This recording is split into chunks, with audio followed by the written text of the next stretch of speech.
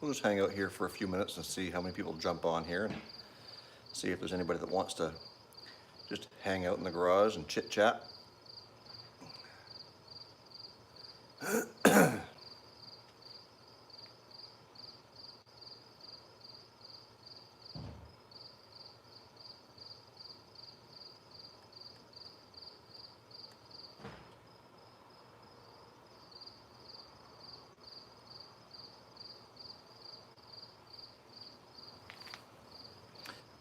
Maybe we'll get this tripod up a little bit higher.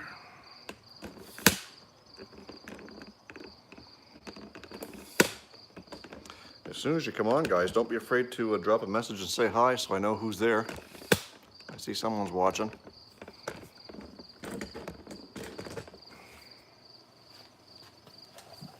Trucker Dave. Well, not your car, it's my car. Maybe I can tap into your old brainwaves there, Dave, and see if you can tell me, where does these cars get their tack signal from? My tack isn't working and I'm trying to find where the wire comes from. And I figured while I was taking a break and giving my noggin a rest and enjoying a nice cold moose head, I figured I'd jump online here to see who is hanging out on this Sunday night.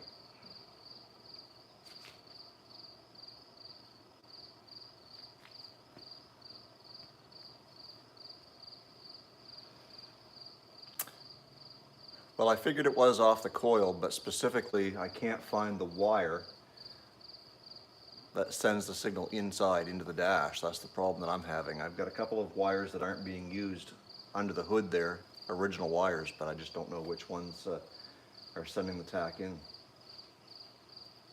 And is it off the positive or the negative side of the coil? That's the other thing.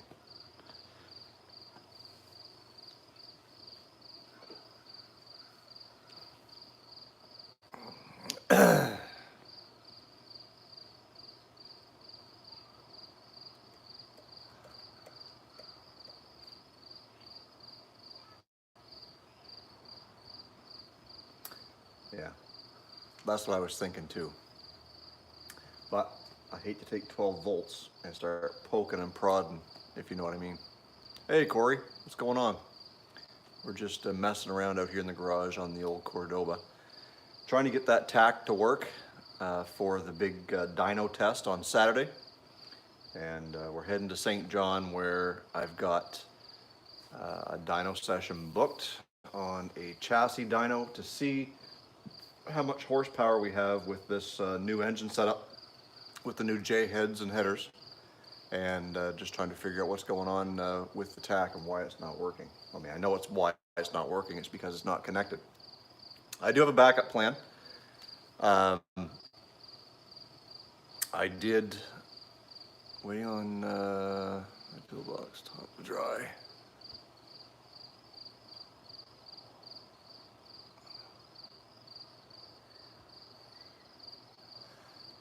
Yeah, so I just I lost where I was going because I was trying to figure out how to view more of the chat here. Let's see if we can figure it out, boys and girls.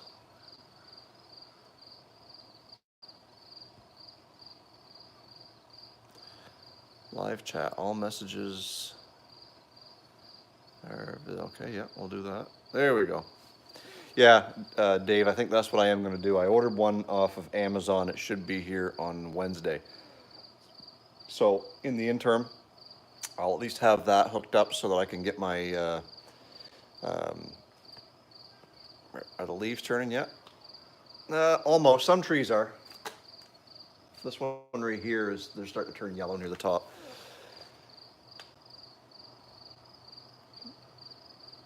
I wouldn't call it fun, Corey, just chilling. And oh, by the way, hi Grant. Welcome back, by the way. Hope you had a great time by the looks of your pictures on the Instagram you did.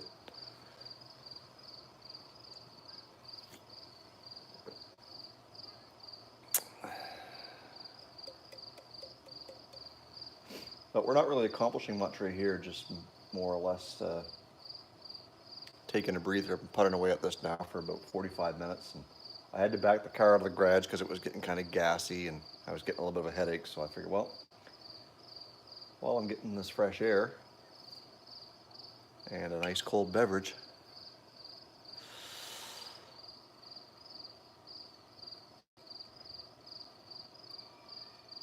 bet on college football. Dave's in Ohio. What's the weather like in Ohio today?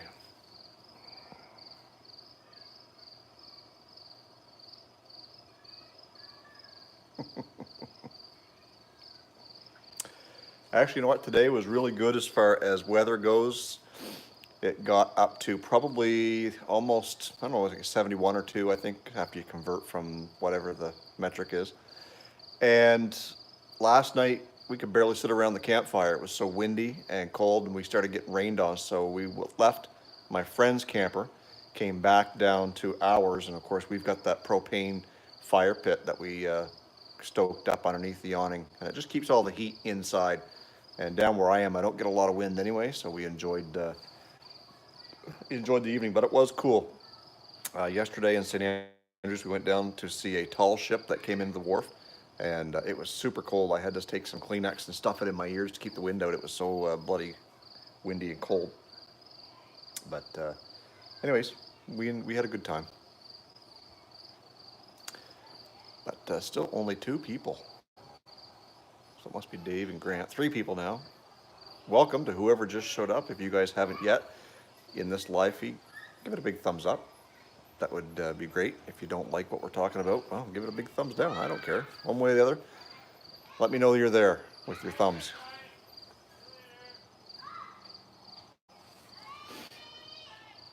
Kids.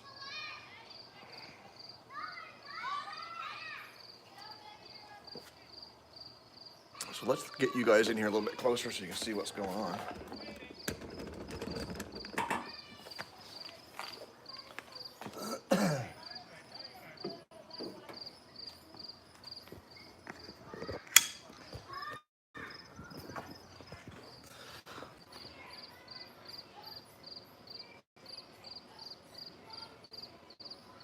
Thanks for jumping in. I keep losing signal because I'm this far away from the house.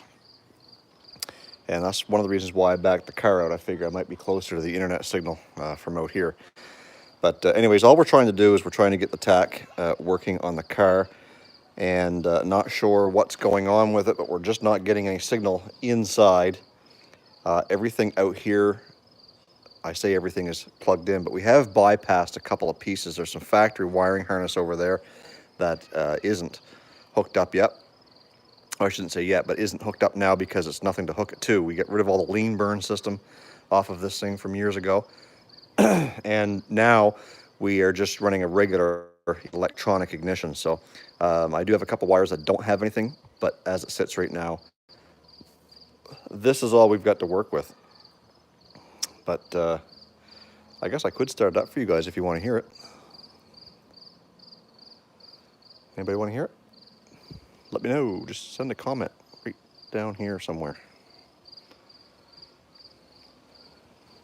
Hell yeah, Corey says. Well, let me move the, let me grab the tripod. I figured Dave would be the first one to say yeah. There's Grandma. Say hi to Grandma.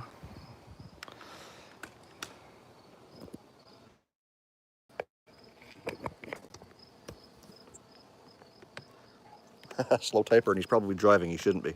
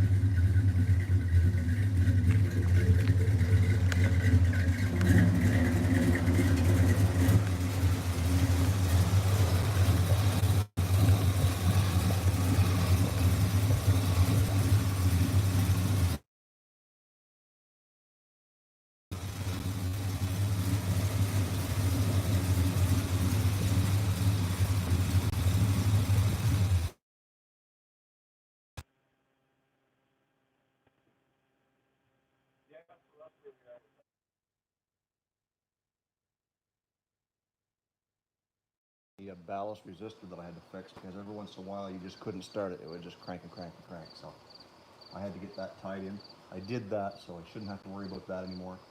Got the cruise control box here, still don't have that hooked up.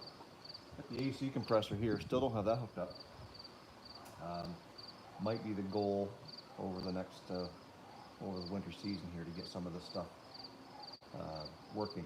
Cruise control is great because that gas pedal, that return spring's not too bad, but it's a little stiff to be keep your foot into it for a couple of hours at a time on a drive.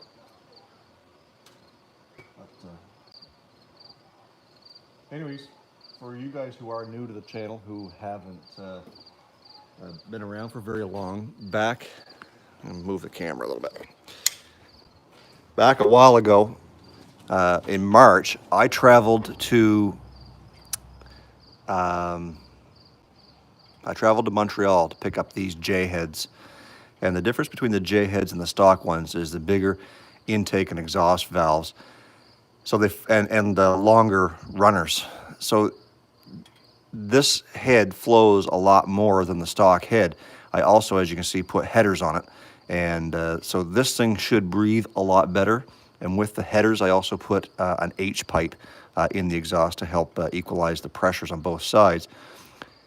That, with the 321 gears in the rear end, I'm hoping to be able to gain on the horsepower when we go to the dyno this weekend. Last summer, we went to the dyno, and basically because the tack wasn't working, we were limited on what we could do as far as power goes. So here's my dyno sheet, and I made 4 runs. First one it downshifted, so that didn't count. So I made 4 runs, and so the first real run pulled 190 horsepower. The second one was 185, and the third one was 191. Torque is pretty good, 245, 252, and 252. But how far I should peak this thing. So anyways, at the end of the day, that's where we were. So I'd like to see this thing upwards of, you know, between 250, 275. I don't know, you know, to me that sounds pretty realistic for a small block Mopar with what I've done to it. But got to have a tack before we can get there. So hopefully we can get the tack working and make sure that we have, make sure we, you know, maximize the amount.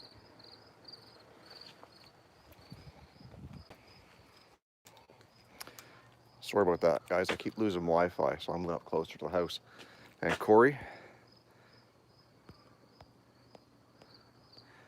I keep seeing your chat pop up there, and I think you said you were heading out, but there it is. I can't, Corey, because on the, believe it or not, that's a 79. It's a printed circuit board for a dash cluster. So it's just got one big plug-in that goes into it. And I don't know which wires are which that are going to what, because you've got your oil, your fuel, your battery, tack, all that stuff is all on there. Obviously, none of it's labeled, but anyways, I wanted to show you guys another neat little thing that I did with Grandma that's not going to be in any of my videos. Is I managed to get the backup camera working that came with this radio that I bought on Amazon. It's just a Chinese radio for 150 bucks. And it's pretty easy to hook up. There's only really one wire. I gotta make sure I turn the volume down because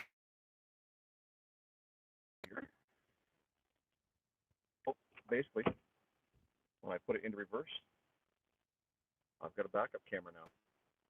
And it's pretty simple. It was just running 2 wires. One was a video wire and one was a power wire from the back to the front that I tapped into the reverse. So now I have a backup camera in a 15-year-old car. Looks like it belongs there.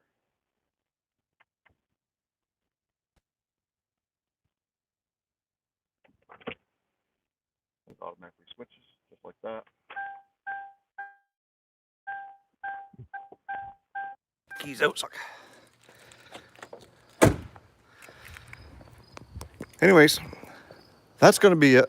And Dave, I don't know how long that you've been a part of my channel, but I know that you enjoy watching videos of this car and, you know, different stuff that's out there. And if you're sitting around till 2 a.m. and you're looking for something to watch, I've got a whole playlist on this car, as well as, you know, you can go back to January of last year and see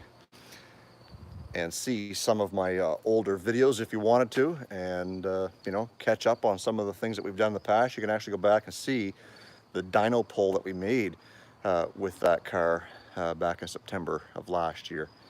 And it was a great trip. It was a great experience. Very disappointing with the numbers, but at the end of the day, we are just you know, having fun and getting some great content. And this year we've got something to compare.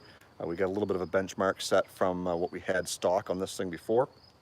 And with the new heads and the exhaust and the new rear end gears, hopefully we can tap out some, you know, 30 or 40 or 50 more horsepower than before. But at the end of the day, we're hoping to see that big 300 mark. Who knows? We might just be in the 250, I don't know. But no matter how you look at it, you've got to get the tachometer working before we can do that, and that's kind of what we're playing around with here tonight. Not likely going to get the stock one working tonight, but I do have one coming from Amazon as a backup. That way, when the time comes, we'll just kind of slap one on there and get that so that it works. And if I ever do get that one working, the stock one, the factory one, then hey, Rust Belt, what's going on? If I ever do get the factory tack working on that car, then I'll take the aftermarket one out and maybe we'll install it in Grandma. So that's the plan anyways. So Saturday we're gonna hit the dyno. I'm gonna bring my camera along with me. Hopefully I can get that video edited for you guys and up for the regular Tuesday upload so you can see what's going on. Anyways, in the meantime, we are, I think we're just gonna call her a night here tonight. And I appreciate you guys taking the time to jump in here. Did you say twin turbski? Maybe someday. I think before I go a route of a twin turbski on a 4.6, I think I might drop a Coyote in that thing first.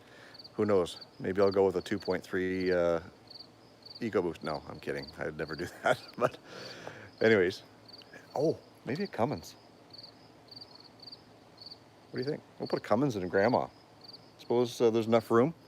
Suppose there's enough room under the hood there. Have 12 valves sticking up out of the hood.